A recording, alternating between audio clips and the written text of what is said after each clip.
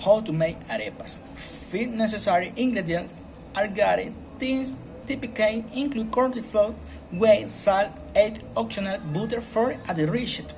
The corn flour poured into bowl, wet, instant, tasty are the ingredients are get mixed together a soft dough for. The dough is transferred to a light mixed flour surface to prevent sticking as a small portion dough is taken, shaped into ball by hand.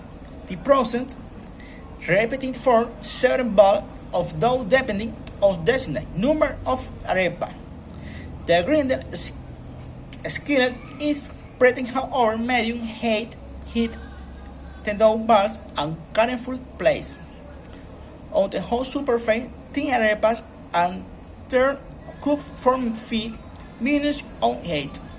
Sin útil, they are golden brown, free of the touch. The cooked arepas are transferred to plate. The cake being and ginger wort of fillet with 4 favorite ingredients